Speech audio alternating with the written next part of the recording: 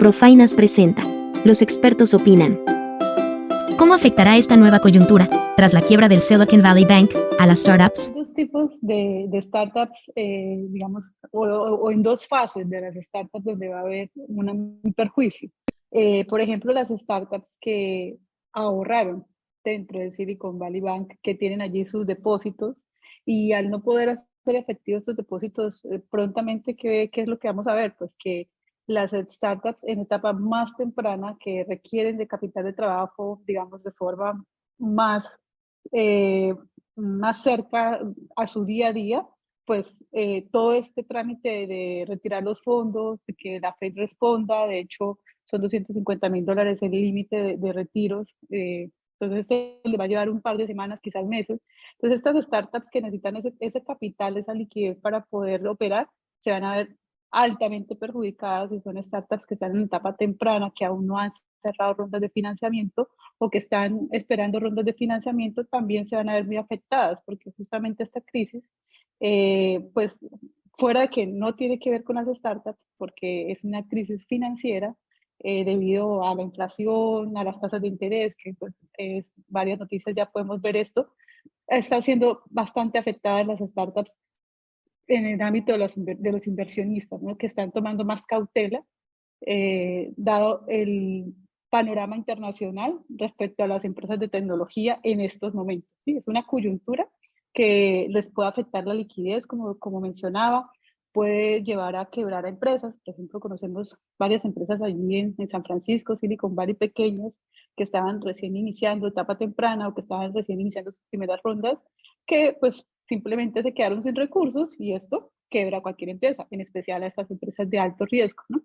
Entonces, esa falta de liquidez, la falta de confianza en el sector, porque si bien no tiene nada que ver, bueno, tiene que ver, pero no es el tema del Silicon Valley Bank, no se atañe a un mal comportamiento de las startups, pero sin embargo, por tener ahorita este ruido público, también esta ola de desprestigio hacia las startups puede también perjudicar su acceso a capital de trabajo y su acceso a nuevos inversionistas. Entonces yo creo que esas son algunas de las limitaciones que pueden verse, también las limitaciones de sus planes de expansión, porque si hay startups ya en etapa de scale-ups, que son esas startups que ya están haciendo expansión regional, obviamente al verse limitado de recursos por parte de nuevos inversionistas o a no tener ya capital de trabajo de un banco tan representativo como el Silicon Valley, que varias startups regionales que han tenido financiamiento en los Estados Unidos muy probablemente tengan sus recursos o sus inversionistas tengan sus recursos en Silicon Valley Bank. Entonces, esta falta de, de, de, mm, de liquidez les impide también conseguir estos planes de expansión o seguir estos planes de expansión. Al final es un efecto cascada. Eso es lo que pienso que en este momento, debido a toda la crisis que se vive por el contexto económico y que ha afectado al sector de tecnología, por este reajuste también, porque vemos que hubo un reajuste que vamos a comentarlo más adelante, se vive esta limitación de acceso de capital por parte de las startups. ¿Qué significa la quiebra del Silicon Valley Bank para las startups? Digamos, el contexto económico actual.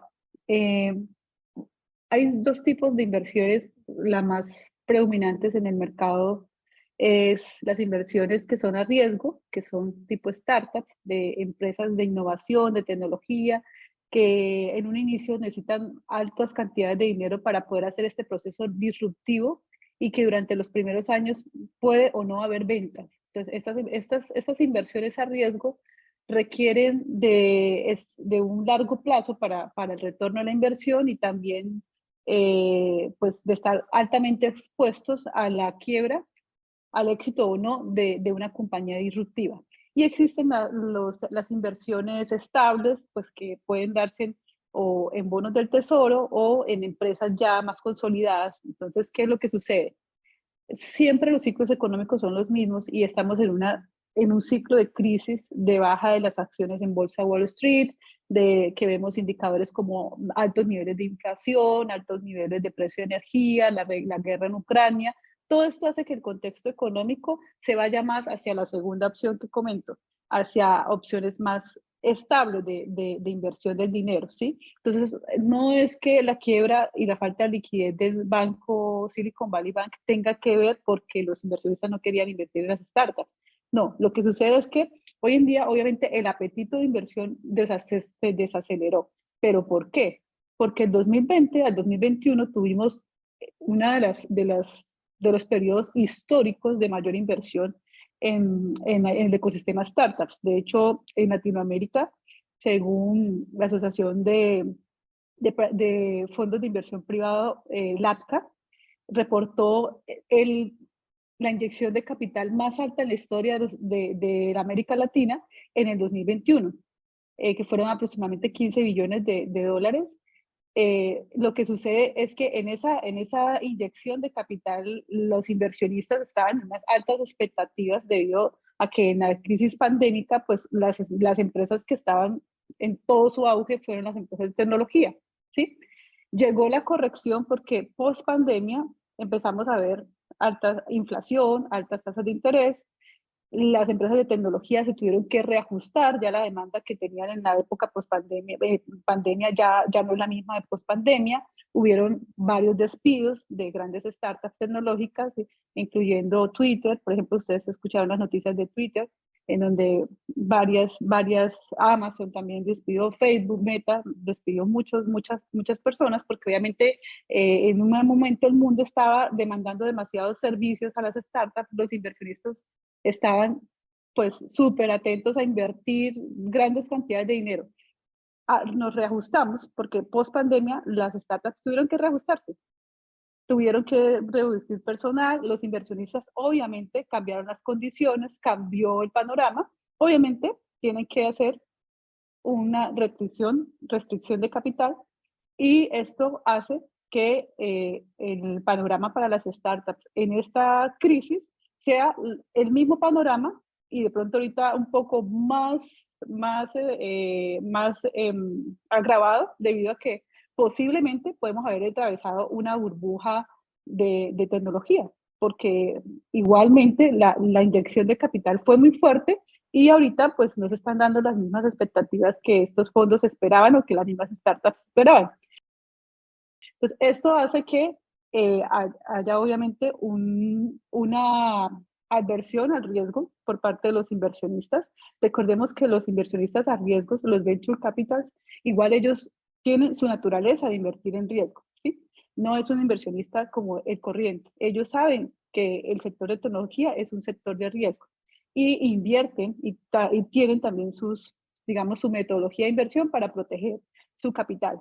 Entonces, ahorita lo que hay es una abstinencia porque el panorama macroeconómico no es el óptimo para este tipo de inversiones, entonces hay una abstinencia y quizás aquellos que prometieron en la pandemia seguir invirtiendo en estas startups que empezaron pues con un crecimiento muy grande debido a la grande demanda, también prefieran dar un paso al costado y asegurarse mejor vía esperando o revisando de quizás startups que estén en una etapa de más desarrollo, estar más seguros, o limitar la inversión y esperar que los resultados de sus inversiones se vayan a dar en el corto o mediano plazo.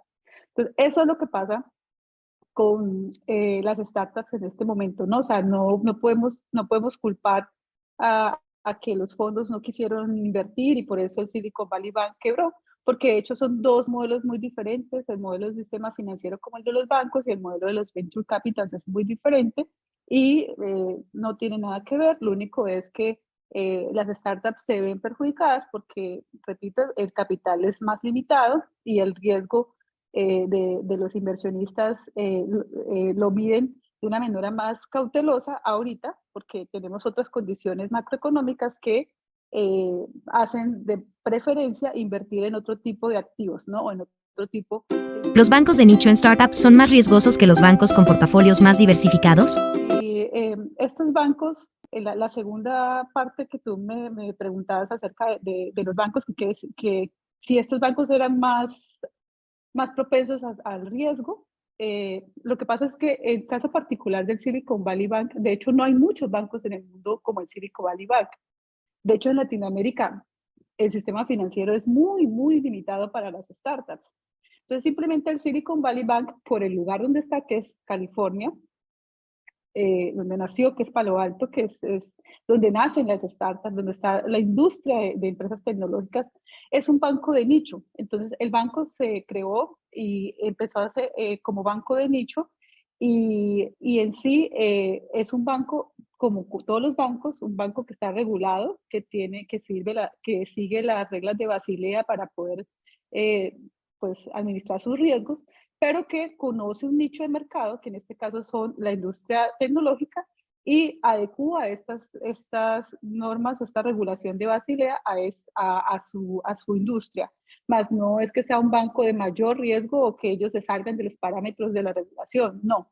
Simplemente es un banco de nicho. ¿Cuál fue su riesgo? Justamente que al ser banco de nicho, sus clientes son venture capitals, inversionistas y startups. Entonces, fueron estos los que tras la crisis vivieron reducción de capital, de liquidez y que requirieron sacar los recursos de forma, digamos, masiva por la falta de liquidez que las empresas venían atravesando, por una parte, y por otra parte, porque los inversionistas, como les digo, pues se reprimen para no invertir en momentos de crisis o recolocar sus inversiones en bonos del tesoro o en otras inversiones más estables, en tanto pasa todo el periodo en el que estamos viendo, y el Silicon Valley Bank no estaba listo, no estaba preparado para este retiro masivo y se queda sin liquidez, ¿sí? Entonces, no tiene que ver, repito, de que ellos de pronto asuman más riesgos, no, pues de pronto el tema de ser de nicho es el riesgo que asume más y que es de un nicho que es de tecnología. Pero básicamente ellos prestan servicios financieros, o sea, ellos abren cuentas, ellos prestan algunos capitales de trabajo, pero ellos no son inversionistas a largo plazo, simplemente cumplen con los servicios financieros que el sector bancario les permite prestar. Entonces, ese es el mensaje, que sí estos bancos también son regulados y que su riesgo en el caso del Silicon Valley fue su nicho de mercado. ¿Sí? Su nicho de mercado, ese fue el riesgo de ellos y pues el quedar en una operación corta de liquidez hizo que, digamos, el pánico, porque el mundo financiero se mueve por el pánico, entonces el pánico hizo que los inversionistas de los fondos, al darse cuenta que el banco tuvo una pérdida de liquidez, producto de la venta de sus activos, sacaran todo, las startups también, y ellos no pudieran responder en corto plazo. Si los bancos de nicho no son iguales a los capitales de riesgo, ¿en qué reside la diferencia? Diferencia. La primera es el modelo de negocio. Estamos hablando de un banco regulado por el sistema financiero, una institución regulada por el sistema financiero como son los bancos, y una institución totalmente privada, también regulada, pero con sus políticas de inversión muy diferentes al modelo de negocio de un banco. Un banco es un intermediario, es un intermediario financiero que capta dinero de ahorristas y coloca a prestamistas y pues que maneja los excesos de liquidez haciendo otras inversiones y que presta servicios a las startups de apertura de cuentas, pago de nóminas, capital de trabajo, algunos de pronto préstamos de corto plazo, ¿sí? Eso es la función de un banco.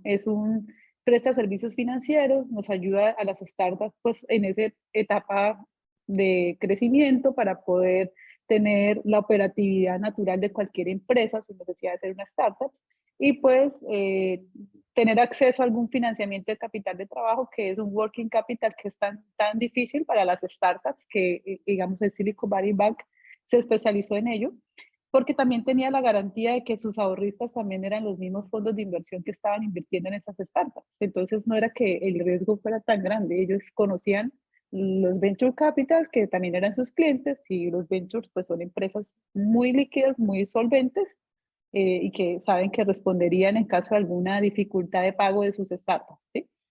Y por otro lado, los venture capitals, que son los fondos privados de capital de riesgo, porque hay fondos privados de diferente índole, pero estamos acotados al tema de las startups. ¿Quiénes invierten a las startups? Los venture capitals, ¿sí? Entonces, los venture capitals o los angel investors, que son otro tipo de inversionistas individuales que aportan a estas etapas de crecimiento a las startups en etapa temprana, son personas naturales que se unen para hacer una inversión, y esta inversión es en capital, o sea, en acciones. Ellos invierten buscando un retorno a mediano o largo plazo. Cuando vas a un servicio financiero, solo obtienes de ellos deuda y los demás servicios. Entonces, a través de los bancos obtienes deuda, a través de los venture capitals obtienes capital, ¿sí? Entonces, ellos colocan su dinero a cambio de un rendimiento, ¿sí? Por lo general, en las startups estamos buscando rendimientos arriba de 3 veces la inversión, ¿cierto? Y a largo plazo, y con unas políticas de inversión que por lo general en el mundo de inversiones se llama la tesis de inversión. Entonces tiene una tesis de inversión acotada que para el caso de las tecnológicas pues son venture capitals que invierten en compañías de tecnología, que pueden decir invertimos en región Latinoamérica, invertimos en startups de nicho tecnológico, específicamente en fintech o en fintech. Invertimos en startups que estén en etapa 1 de maduración, o sea, muy temprana, o en startups que están en scale-ups. Entonces, en etapa de crecimiento y desarrollo. Entonces, es diferente. Entonces, estamos buscando dos tipos de fuentes de inversión. Ambas complementan, obviamente, a una startup. Ambas son muy requeridas, muy necesarias, porque las startups, como cualquier empresa, requiere estar tener servicios financieros, tarjetas de crédito, cuentas bancarias, pago de nómina, capitales de trabajo, working capitals, y requieren también tener inversionistas que entren en una etapa en la que ellos requieren capital, le llaman el capital a quemar, que es este capital que se necesita para poder consolidar la startup en su etapa de crecimiento. Entonces, estos dos modelos son la forma en que accede las startups a dinero, vía deuda a través de bancos o vía financiamiento a largo plazo, con participación en acciones, que es lo que puede obtener de un fondo de inversión. Únete a la comunidad ProFinance.